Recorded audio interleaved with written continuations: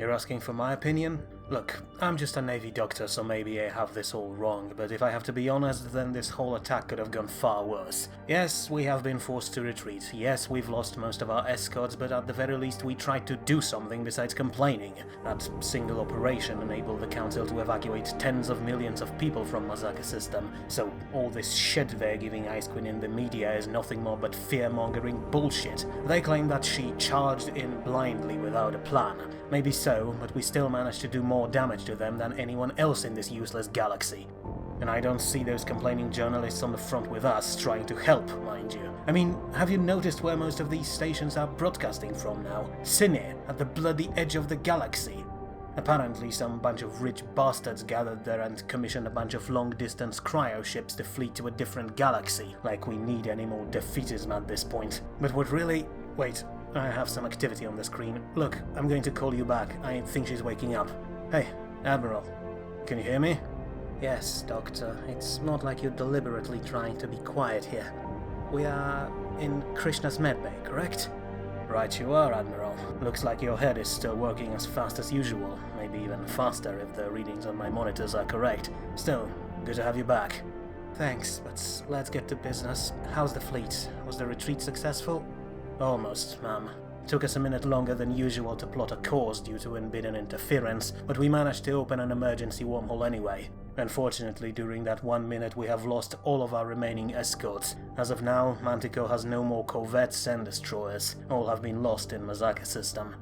Good news is, once we emerged from the wormhole, we learned that almost all casualties have been successfully restored back, although without memories of the fight, of course, which may affect their effectiveness in later battles.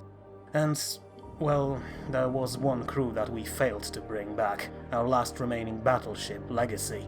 We know it entered the wormhole with us, because we have confirmation from at least 5 rearguard cruisers, but it's never emerged on the other side, nor anywhere else, for that matter. But wherever they are, their implants are still sending off signals. We can't track them though, no matter what we do. Maybe they were just thrown off course, but still are somewhere within the galaxy, so that means that we've not only lost our escorts, but all of our battleships as well. Not good news, but that's a matter for later. We must focus on here and now. And speaking of, where and when exactly is here and now? Oh, of course. For us, the battle only took part 40 hours ago, but almost a month has passed outside while we were in the emergency wormhole. And as for where, we are now approaching Katanab. Some of our ships need some critical repairs as quickly as possible, so we're stopping there before returning to Curaçao, on your first officer's orders. So he made it out with me. Glad to hear it. Means the fleet is in good hands, for now at least. Which means I can ask a bit more personal question. Doctor, it's clear that you haven't brought me back from the backup copy, because I still remember the battle, but I also can't feel almost anything. What happened to me? Well, ma'am, your wounds were rather severe, to put it lightly. When the visitors fired at your escape pods, the attack practically removed everything from your waist down. We thought about transferring your consciousness into another body, but as soon as we emerged from a wormhole, we received a message from both Council and High Command.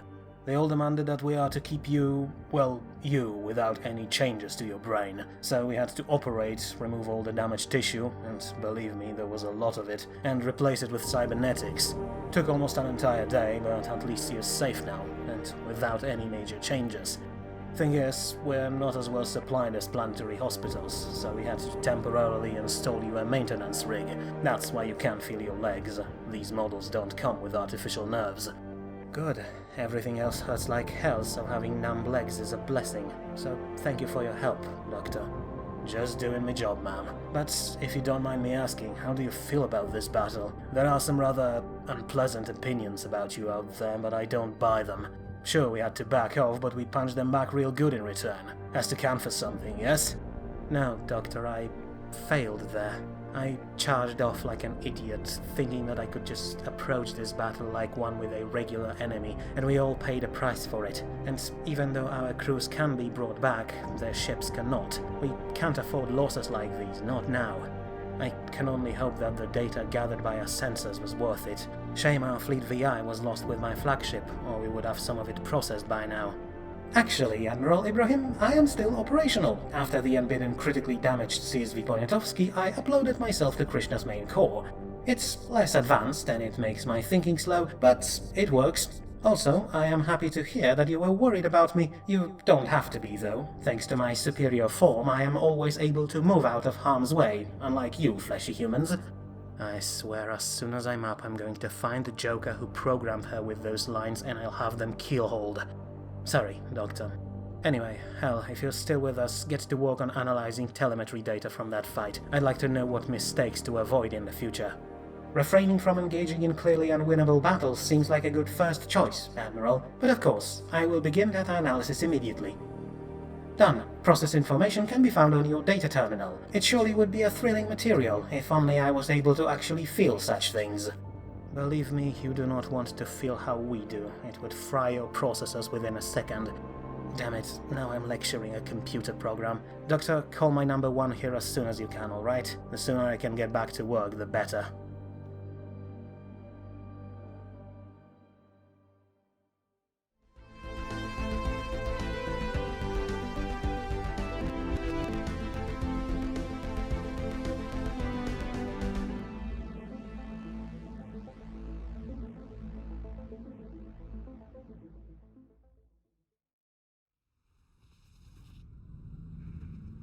Hello ladies and gentlemen, and welcome back to Second Chance. Unfortunately though, our return is not a pleasant one because, as you remember, we got our asses handed to us by Unbidden fleet. Despite all our build-up, despite all our upgrade and rearming, our Task Force Manticore was still unable to take down even the weakest visitor fleet, a mistake which we paid dearly for.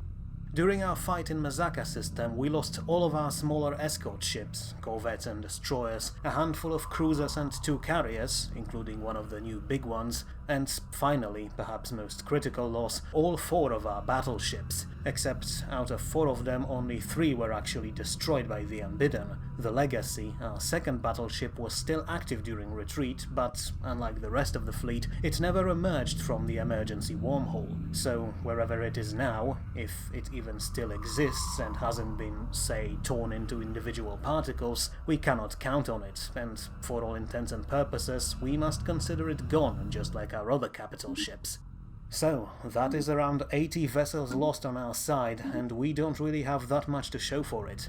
We managed to take down 12 of the enemy's smallest ships, only 2 of the medium ones, and not even a single one of their capitals, which means that this battle was, for all it's worth, a complete and utter failure. And more than that, the casualties we took there will be extremely difficult to replace now that some of our systems are under siege.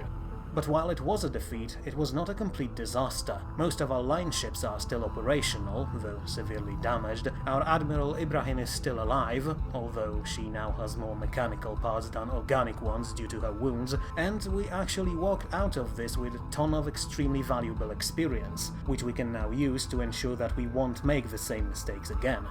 And the most obvious first lesson is this: our escorts are simply not viable when fighting the visitors.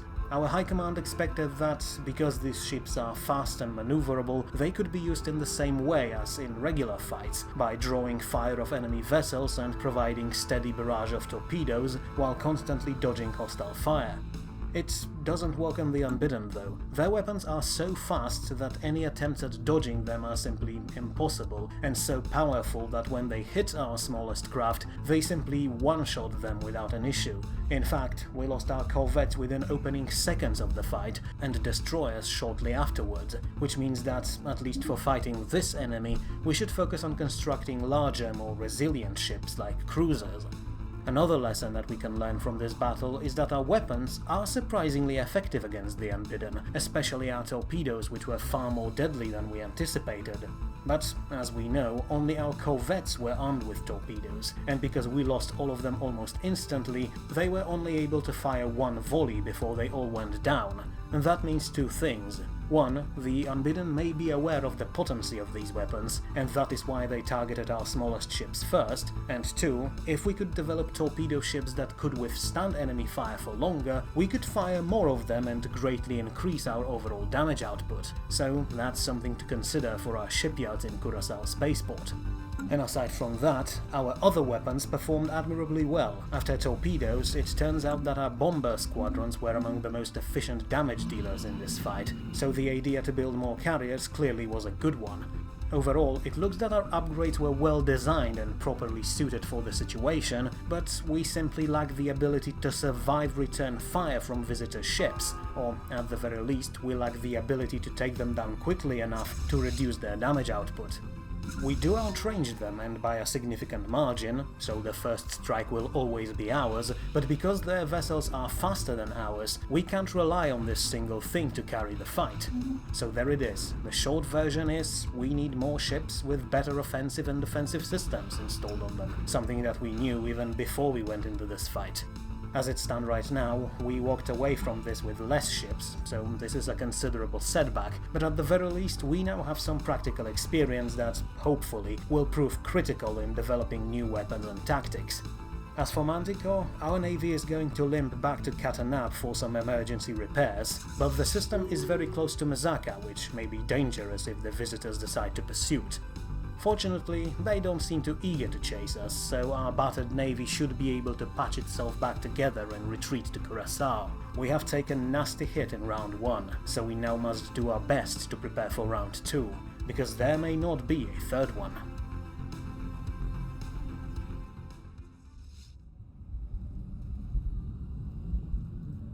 So while our navy is retreating, our military minds can get to work on analyzing the data from our battle. First thing first though, our spaceport above Katanab will have to quickly prepare some quarters for our men. Not only will it help bring Manticore back to working order a bit faster, but said quarters could also then be used to house refugees from Mezaka and Kodria, who continue to trickle in whenever there is an opportunity to break through. And back at home, our strategists and tacticians will get to work on changing engagement procedures for our ships in order to favor long range of our weapons. Ideally, we want our ships to always keep their foes at highest possible distance to reduce the risk of incoming fire. It won't be possible to keep all enemies at bay forever, especially not the visitors since they are faster, but every second we spend out of enemy range means that we can hit them without suffering any return fire. And it may actually prove useful if one of our enemies, say the Empire, suddenly decides to join the fight. As you remember, they are technically at war with us, although we still haven't seen any movement from them, most probably because they are on the other side of the galaxy. But from what we've been able to gather from their comms, they seem really determined to pick a fight with us, so we should be prepared for such an eventuality.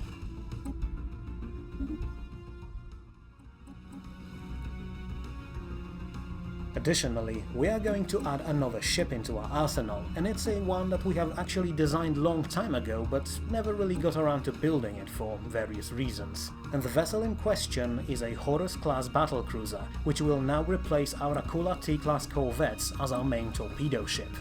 And Horus is actually a very nasty beast. For one, despite being a battlecruiser, it is actually 3.1 kilometers long, which makes it larger than a battleship. With its new weapon configuration of torpedoes, railguns and disruptors, its potential damage output is significantly higher than the one of our Osiris battlecruisers. It is also better shielded and slightly better armored than Osiris, and, a cherry on top, it is also a bit cheaper. Granted, it is not as maneuverable as its smaller cousin, and it lacks specialized cyber warfare equipment, so for example it doesn't have access to specialized targeting computers of our other vessels, but overall it's very much an upgrade, although one that is far more focused on brute force rather than any smart tactics or advanced subsystems. So why we haven't built them before? Well, for one, the sheer size and complexity of these ships mean that only a handful of our spaceports can actually build them. And secondly, as we know, in recent years we mostly shifted our focus to carriers, since our strike craft proved to be extremely effective in previous battles. But said strike craft always worked closely with torpedo corvettes, so now that we can no longer field them, we should see a significant number of Horus-class battlecruisers being rolled out in order to replace them. After all, one crucial thing that we have learned from fighting the Unbidden is this: they may be able to move faster than us, but they seem to be completely useless when it comes to dodging anything, even such obvious slow-moving weapons as torpedoes. Some people in the Navy even claimed jokingly that the visitors have a code of honor that forbids them from ever moving out of the way of incoming attacks. Whether that is true or not doesn't really matter. What does is the fact that if we fire on them, then they will not try and dodge it. So if they're really that willing to eat so many of our torpedoes, then we should oblige them. Also, we have some more good news from the Unbidden front. As you were able to see there, our smaller task force under command of Shu Lin managed to take down one of the Unbidden constructor ships. As we've seen before, they tend to send these vessels all around the place in order to deploy these mysterious glowing bases, and as we could see in this territory, if they're left unchecked, the visitors can claim quite a lot of territory in that manner. Fortunately, these craft ships are not armed and they are, surprisingly, usually sent away on their own, so even a handful of corvettes under Lin's command can take them out without issues. Of course, they will have to always be on their guard for larger fleet, but it doesn't seem that the visitors are concerned about their base builders. All the better for us. Any damage that we can cause them will surely make our job easier further down the line.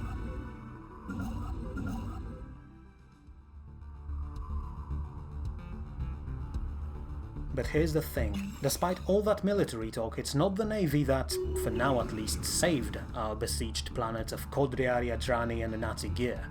Instead, the government ordered construction of a number of unarmed vessels and contracted several groups, civilian and paramilitary ones, to use these ships as a distraction. As we have learned some months ago thanks to the insane bravery of Void Vipers, the visitors are extremely easy to distract, even by using just a single civilian vessel. So that is precisely what we're going to do right now. We're going to send a handful of these construction ships to lead the Unbidden on a merry chase all around Kodria and Mezaka systems. And despite sounding like complete nonsense, it actually works. Despite having entire planets at their mercy, the Unbidden would rather chase a single ship all over the system, which is some amazingly good news for us. Not only it means that we can keep our besieged worlds relatively safe, but now that they're no longer under siege, they can once again start exporting resources. And this is great, especially in case of Kodria and Yadrani, since both of these planets are heavily industrialized, so having them back in our economic network means that rebuilding of Manticore will go that much faster. Even more so, having Unbidden chase our ships means that we can now approach the debris field that was left after our failed battle there. And while we won't find any survivors there, nor any wrecks of our warships, we can still gather more knowledge from these disabled enemy vessels. So, Commander Kuo will now have another chance to take a closer look at these otherworldly ships, a chance that will, hopefully, help us uncover even more of their secrets. And as for the crews of these construction ships, well, they are up for some tense months or even years, constantly being pursued by armadas that could destroy them within a second. But, at least according to the news, people on these ships share mentality of Void Vipers, and in fact Vipers themselves are now on board of CSV Lactane. And knowing them, they're probably having way much fun than anyone else would in such situation.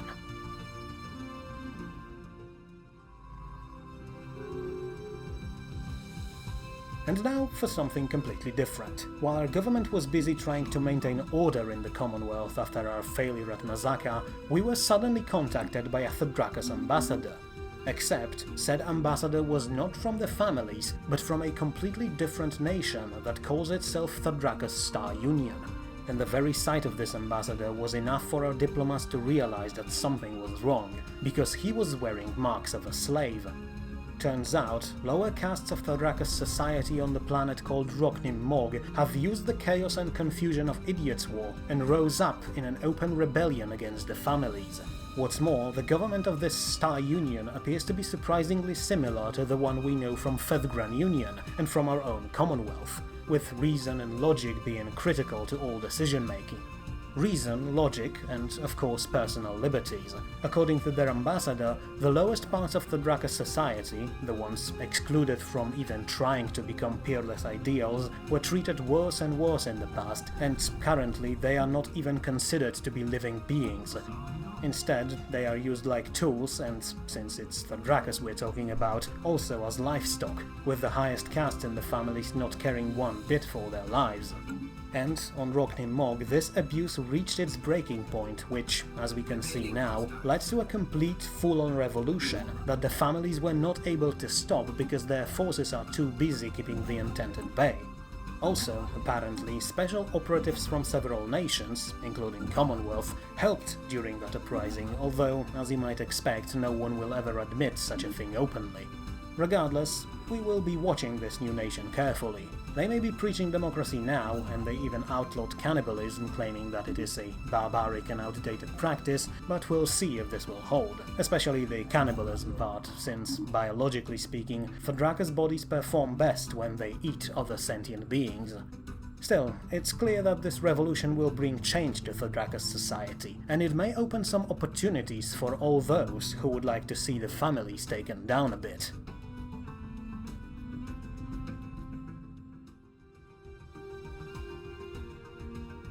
But there is an issue back in Mezaka system, one that suddenly grew to very dangerous proportions. The Unbidden armada that prowled the system suddenly changed its course and rushed straight at CSV Pass Cannon, the research ship that we used to sift through Visitor Rex. As soon as our researchers realized that, they called off the mission and turned tail, a wise decision, but even though they managed to reach the edges of this system's gravity well, they were still not safe. See, due to enemy attacks, Mezaka has lost all of its wormhole generators, and so now we had to rely on the ones located in other systems. But even those generators need time to open their wormholes. They can bend the laws of physics, but they cannot break them. And, to put it bluntly, it requires time that Pass Cannon and its crew do not have. And as they waited for the wormhole to open, day after day after day, the Unbidden were gaining on them. And that wouldn't be that much of a problem, if not for the fact that Commander Shen Kuo is on board of this ship. Our first most renowned explorer can now do nothing but wait and stare at an incomplete wormhole on one side and bloodthirsty hostile fleet on the other. And on 22nd of May 2318, the visitors catch up to Pass Cannon and blow it out of the sky without even a moment of hesitation. The news reach only the government and science council at first. Mezaka is still considered a danger zone, so there are no civilian ships other than a handful of automated freighters that transport refugees and resources from their currently not besieged planets. And because of that, when CSV Pass Cannon vanishes in a massive explosion caused by a ruptured antimatter reactor, it does so alone, without anyone seeing it.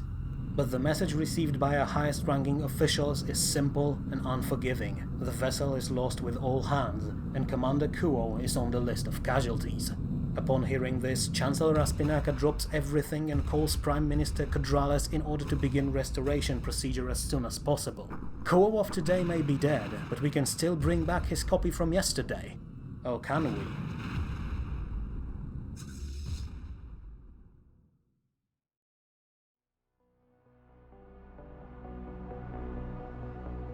What do you mean we cannot bring him back? Was there some malfunction at the neural vaults? Or sabotage?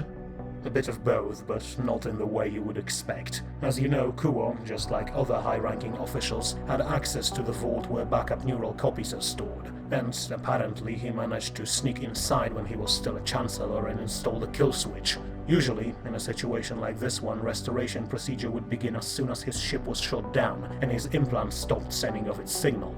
But Kuo changed it. The moment his backup copy received the signal, it wiped itself clear.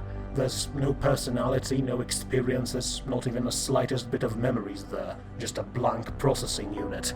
So he killed himself. But why? Why would he do this? Why would anyone do this? That's where the second part of this kill switch comes in. Before the copy was completely erased, it sent one last encrypted message to my personal terminal. I'll spare you the details, but the short version is this. Kuo, he was tired of all the chaos and death around him, tired of always being treated like some legendary hero who could overcome all problems. He said that he was willing to do his best in this life, and we could see that during his mission, but he was not willing to start again, not when everyone looked up to him for answers and solutions he couldn't provide. I see. So the stress finally got to him. Can't say I'm surprised, we're all practically swimming in stimulants that keep us going at this point. And you never heard this from me, but it was very much the same with Branitsky. I don't think he was able to live with all the losses our forces took on voice. And to think that we now think of these times when we fought Billy ones as good ones. Perspective can truly be an awful thing sometimes. Still, I can't shake the feeling that Kuo's death, to a great extent, is my fault. Everyone, including myself, treated him based on this net show we all watched when we were young. Everyone looked at him and saw the indomitable explorer Shen Kuo, always blazing his way forward among alien stars. but it seems that no one actually knew who he really was underneath that mask. I mean, I was his prime minister. Maybe if I just listened to him a bit more instead of blindly following his personality code like an idiot. Hey, Furball, snap out of it. Yes, maybe we have all made some mistakes, but so far, despite our shiny tech, we are still unable to actually listen to other people's thoughts. Well, not without a few dozen very invasive probes at the very least. It's true that Kua clearly needed some support, but we can't do anything about it now. Best thing we can do is to keep going forward and try to look for a solution. Do we have any backup copies of him? No, of course not. I would not go against Kuo's last wishes anyway, and the law clearly states that there can only be one backup copy of any person at any given time to prevent potential issues. We already had one imposter to deal with. Got it. So, how do we intend to break this news to the public? It's bound to go out sooner rather than later. Fortunately, Kuo himself was aware of that. In his message he said that he was aware that his decision was a selfish one, and that it was not his intention to cause chaos. So he presented a solution. Apparently, Science Council had a law that enabled crews of our science vessels to bring their backup copies with them on board, so that they could be brought back on the spot if, say, one of them died from some accident while surveying some distant planet. We could say that this is what happened to Kuo. The people will still be shocked, no doubt about it, but at the very least we could use it as a rallying cry against the Unbidden. And turn Kuo into a martyr and further increase his personality cult. Damn it all, why do we have to live in a time when we even have to consider such solutions? Still, it's the best option right now. Truth can wait until this invasion is dealt with. I'll talk to the media outlets as soon as we're done here. Ah, yes, the main reason why I wanted to talk to you before all this madness. I actually do have some good news from that front. Dr. Poniewski and his team claim that they're on the verge of uncovering something revolutionary from the data recovered from that disabled ship. Engineering is also making good progress on that caretaker blueprint, although we'll have to discuss how to break the news to the Council, since this is going to be an extremely expensive project. We'll probably have to wait until we have some actual victories under our belt, or no one will ever agree to this. And as for Bioshock, they're still busy deciphering caretaker logs, but the data we have so far is simply amazing. Historical info on the Enlightened Empire is just complete madness. A nation that spanned thousands of galaxies and still managed to be mostly united is something that we can't even begin to comprehend. And the curators themselves had more secrets than we thought. For example, the ones we faced have never even seen the Enlightened Empire. They were fourth consecutive caretaker group, chosen after previous ones abandoned their post, and they have been here for millions of years, so you can see that the scale of this whole affair is simply mind-shattering. And here we are, right in the middle of it, still fighting our enemies by launching pieces of metal at them. What a time to be alive. True, but that's not all. In one of these most recent reports, caretakers wrote about why they were so scared by this new invasion. Not just because the Unbidden are fighting each other, which is a completely new thing apparently, and not even because the light failed to open the portal in a controlled manner. Apparently, according to reports from the Enlightened, the Unbidden they faced, and the ones that appeared in this cluster previously, were green, not orange and blue. Looks inconsequential at a glance, but it may mean two things. Either something changed on their side of the portal, and that's why we have these hostile groups now, or the real invasion has not even begun yet.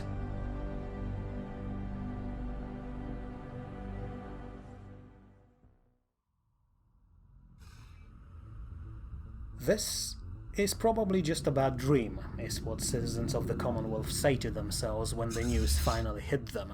But unfortunately for us all, it isn't. The man who led humanity to the stars, the explorer who survived countless brushes with death, the pioneer who made first contact with another civilization, Commander Shen Kuo, is now dead.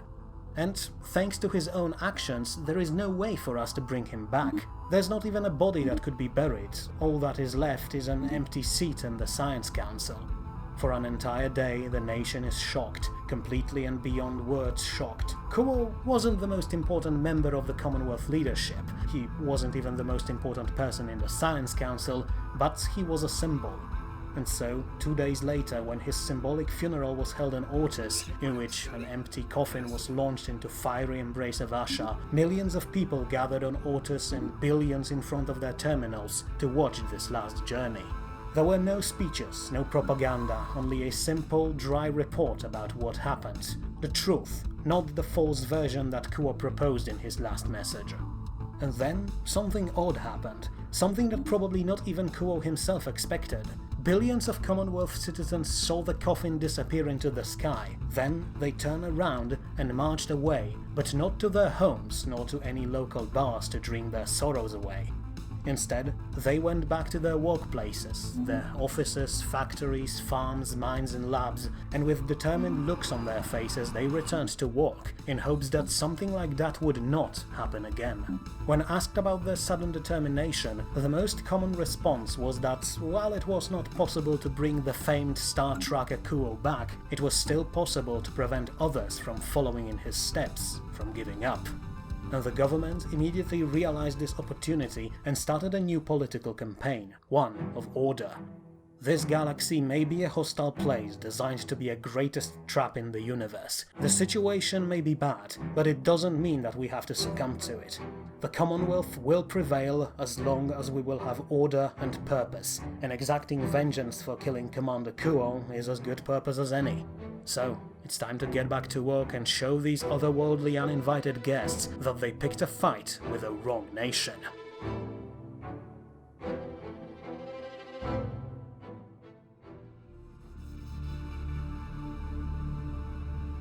We are not the only ones the Unbidden are hunting though, and they are right beyond our border, attacking what little is left of Kingdom of Yadra. And, as you can see here, they have already cleared Krakown's system of all defenses, which means that now these two planets located there are completely at their mercy. We, at least, can hope that our fleet will soon once again be ready to fight, but for Yadrans it's pretty much game over at this point, especially since there is no one out there who would help them. Even if we were allied to them, our forces are still not strong enough, so all we can do is watch from afar as this once mighty kingdom now falls. But it's not just the original kingdom itself. The visitors do not care who they destroy, and so rebels of Ratagas are also a target right now.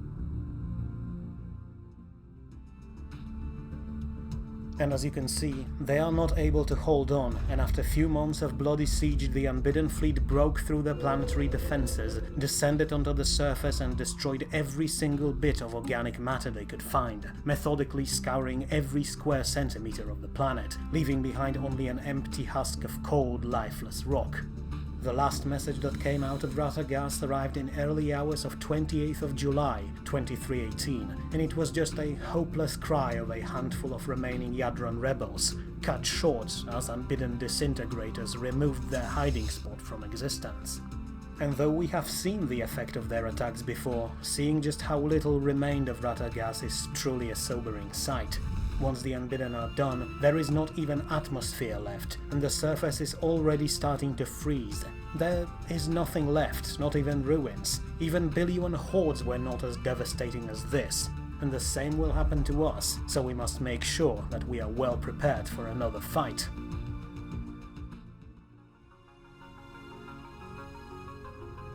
And as for divided Yadran Kingdom, the situation there grows so desperate that their monarchy is currently suffering from a massive internal political crisis, again. Apparently, a new group of young nobles, influenced in no small part by culture of our Commonwealth, rose to prominence in the royal court and used the invasion as a reason for opening Kingdom's diplomacy to other nations and races. These young nobles argue, quite reasonably, that things like honor, tradition and pride are all fine and well, but at this point they don't really bring Yadran people any specific benefits. Instead, royalty should finally stop with their constant internal power struggles, make amends with the rebels, and just do everything they can to survive, and that apparently includes closer cooperation with us. Which is not really a surprise. At this point there is way more Yadrans within the Commonwealth than there are in their original divided kingdom, and it's clear that our Yadrans are far better off than their more conservative kin.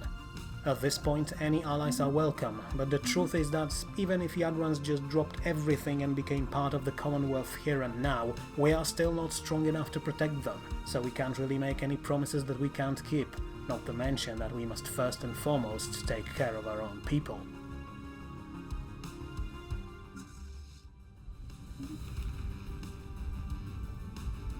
And in order to protect them, we have started production of our new Horus-class battlecruisers, and although for now we only have a handful of them, both in service and in our shipyards, their presence is already felt by our people as they start to slowly move towards Manticore and Katanab. And as you can see here, these warships really are quite intimidating, as they are way larger than any other ship in our navy, excluding CSV Archon of course.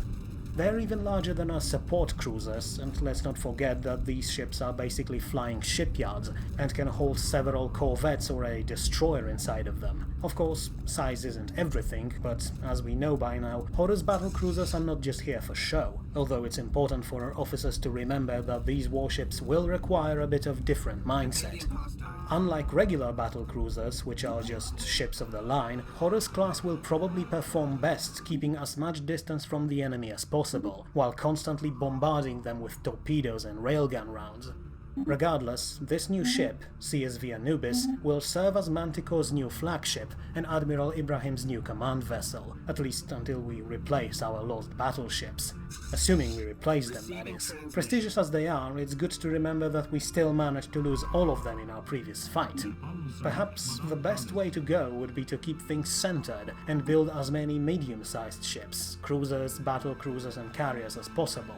That way we'll still have good firepower, but it will be spread out amongst so many ships that losing some of them won't reduce Manticore's effectiveness, not to mention that it will surely make finding our command ship that much harder for all our enemies.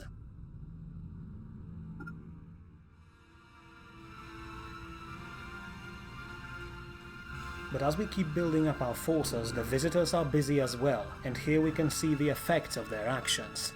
Ratagas, the last Yadran planet in Krakaum's system, has fallen.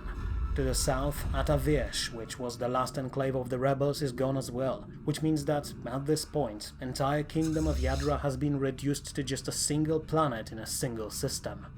The only good news in this situation is that the Unbidden have decided to, for now at least, leave their remaining world in peace, although that doesn't mean that this is going to hold. They can come back at any time they want, and royal forces wouldn't be able to stop them for more than a minute. And what's worse, it appears that the visitors are not done. For a while, we hoped that they might try and regroup near their portal, but instead they just set a new course.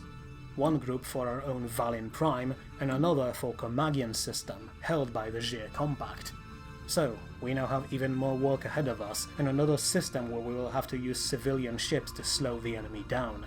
But still, there are some good, or well, at least interesting news. Most notably, you were able to see there, it appears that the blue visitors have lost quite a lot of ground in the northern sectors of the galaxy. Technically, it looks like the area once again belongs to the Deus, but I think that it's safe to say that they were not the cause of this sudden retreat. If anything, it seems that these orange fleets that destroyed Kingdom of Yadra are responsible. So, even though their fights are not nearly as fierce as they were in early months of this invasion, the conflict between two visitor factions can still provide us with some opportunities. It looks like a perfect case of a situation where the enemy of my enemy is my friend mindset could be used, but unfortunately our guests aren't really interested in any diplomatic relations. We just have to take both of them down then.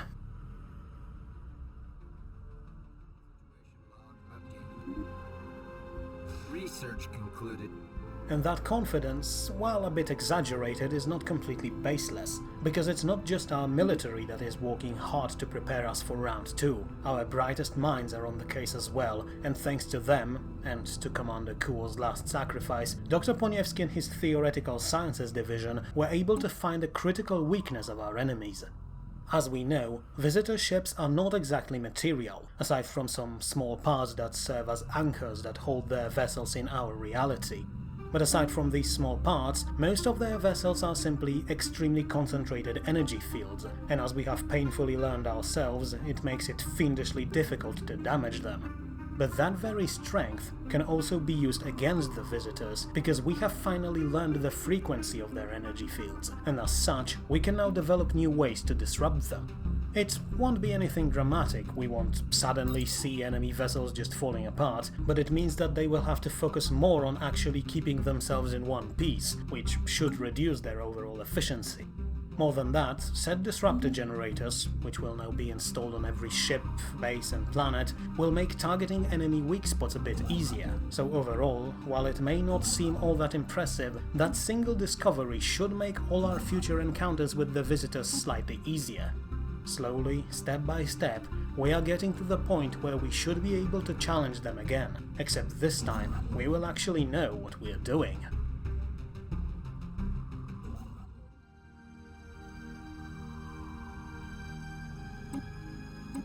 But, fancy tech or not, having more allies would surely help our cause. After all, even a single ship may make a difference when life in an entire galaxy is at stake. We already know that Yadrans have started to repair relations with us, but we could really use someone a bit stronger. But unfortunately, it doesn't look like we're going to get any help from the West. The Idiots' War is still raging, and it doesn't look like it's going to end anytime soon. For one, the Celestial Alliance appears to be well underway to accomplish their initial objective, as they have already managed to occupy entirety of Beldros territory. But capturing those planets is just the first step. Actually holding them is another thing, and it seems that while Beldros may not have their fleet anymore, their people are still fighting for their god as underground armies, giving occupying forces of Stellaris Union and Laginchus Kingdom a hard time. And because these two powers are tied in the east, they cannot support the main fight between Thrakus and the rest of the Intent. And that part is, simply speaking, chaotic and indecisive. In previous years, forces of Celestials fought the Intent at least 5 times, but all of these battles were mostly indecisive, with both sides losing majority of their respective fleets. The Thrakus managed to make some headway into Sundrithan territory, and are even besieging their capital planet of Nira Astan as we speak, but they don't actually have troops to attack it, because they are all tied down fighting Beldros rebels in the west. Additionally, every time the families try to send some ground forces into Astan's system, Alir and Shalani fleets intercept them, destroy all transport ships they can, and retreat before Thrakus forces can react. So, while it looks like Celestial Alliance is on the offensive, the truth is that, at this point, they are completely bogged down. Intense fleets constantly raid their territory and pick off any ships that could reinforce main Thrakus navy, and all they can do in return is maintain the blockade of Sundrithan capital and hope to gather some forces in secret. Except that's not easy, because Thrakus Star Union seems to be gaining a lot of support among Thrakus' slave population, and all this time the Intent is slowly but surely rebuilding its force. In fact, they are already stronger than Thrakus, but it appears that they have some issues when it comes to coordinating their efforts. So, all in all, it looks like this war is not going to end anytime soon. If we want to find some allies in our fight against the visitors, we must look elsewhere.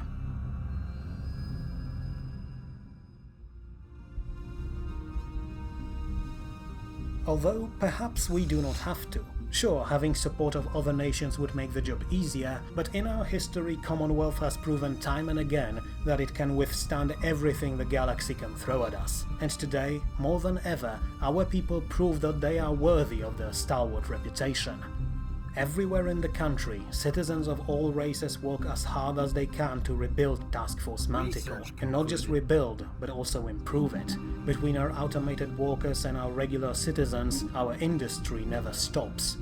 From besieged Kodri in the north to safe haven of Sinir in the south, Commonwealth mines keep extracting more resources, factories keep producing engines of war, and labs work tirelessly to find even a single advantage that we can use against our otherworldly enemies.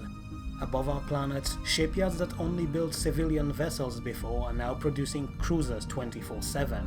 And though these ships may not be as advanced as the ones from Curaçao, they will still serve us well.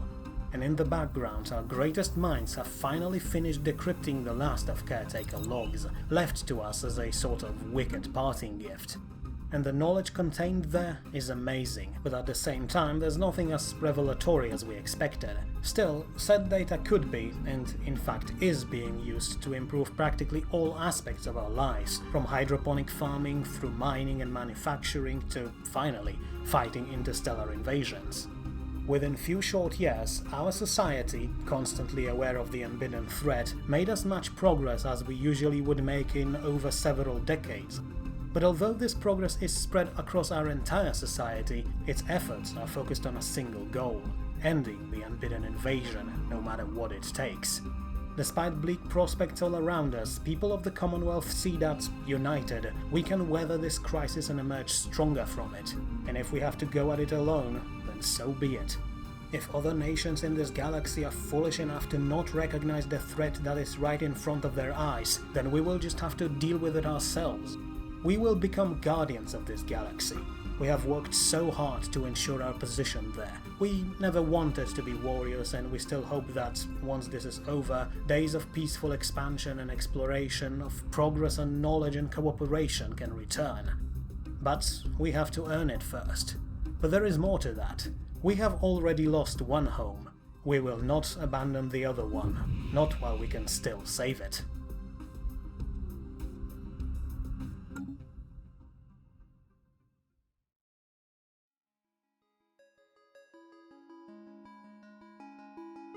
Is everything set?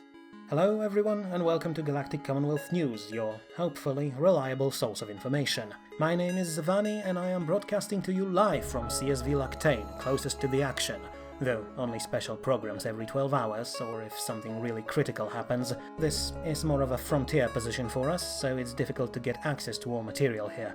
Still, without further ado, let us begin. The first story for today, the one on the lips of entire Commonwealth, is of course our preparation for another attack against Unbidden forces in Mezaka system. According to our contacts inside High Command, and to Admiral Ibrahim herself, Task Force Manticore should be ready to take fight to the enemy in the coming days. And, with new weapons designed by our specialists, they carefully claim that the chances of beating the Unbidden back are higher than ever, although the exact date of this attack has not yet been decided. Regardless of it, we wish our forces best of luck in the coming campaign. Next up, as some of the viewers may be aware, a diplomatic delegation from the Condyne League has arrived on Ortus yesterday. Said delegation, however, is not full. From what we've seen, a representative of Utkavungo states is absent, but, according to Jir and Hadi ambassadors, this should not affect negotiations in any way.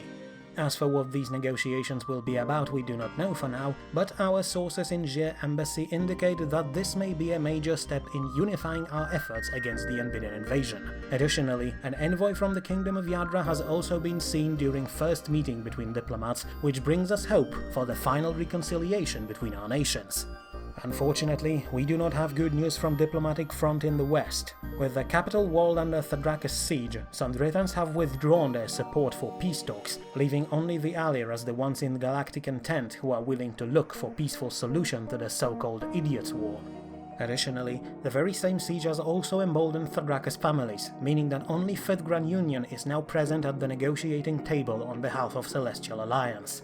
Aside from that, Thadrak's government removed all political activists from the Commonwealth from the territory, claiming that, quote, peace agitations of these agents is not in family's interests.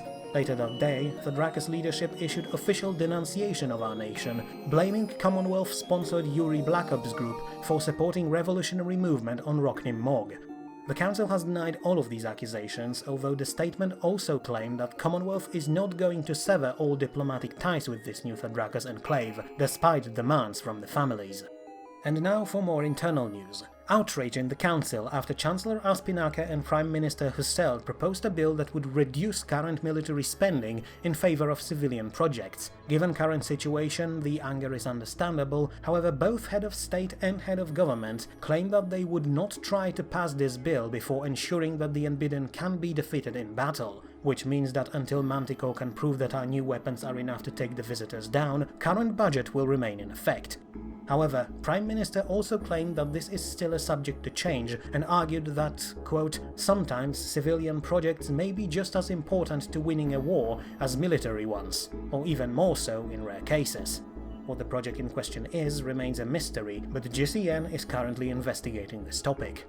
Next up, a riot happened on Sinir's spaceport after Ilmarinen Foundation officially claimed that their cryoship, designed to evacuate around 30,000 people to the closest galaxy, has been finished. The riot began when a group of military activists arrived in the shipyard in order to stop the launch, claiming that all those who plan to flee the Commonwealth are traitors.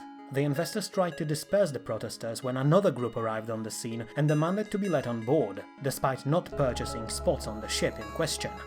What followed was a three-way riot that was fortunately dispersed by a timely arrival of martial forces. Chancellor Aspinaka addressed the issue personally and stated that while he is not happy to see Ilmarinen investors so eager to flee, he is not going to meddle in private affairs, and so all attempts to delay the launch will be considered a crime.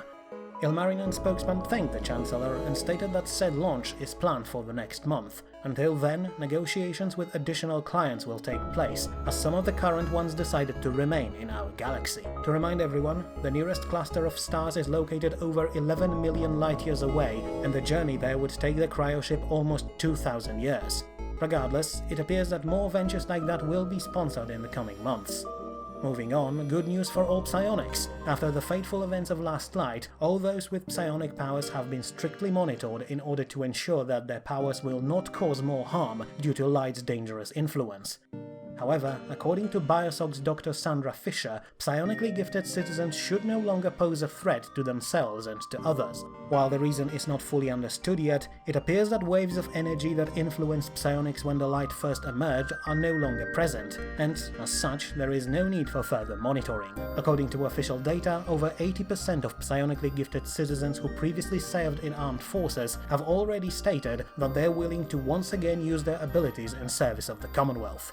And, finally, Shenkua's memorial, located on Ortis Institute of Technology's grounds, has been defaced last night. The perpetrator, a human female, aged 25, spray-painted a word traitor onto the base. She was arrested 10 minutes later and diagnosed with severe post-traumatic stress disorder, and is going to undergo treatment in Alieva Hospital on Ortis. Prime Minister herself stated that in these difficult times, we are all suffering from severe stress, and every citizen who feels unable to cope with it should report to nearest medical facility in order to receive professional treatment. That is it for the short version. We will cover these topics in more detail after the break. This is GCN, and may our deeds shine brightest among the stars.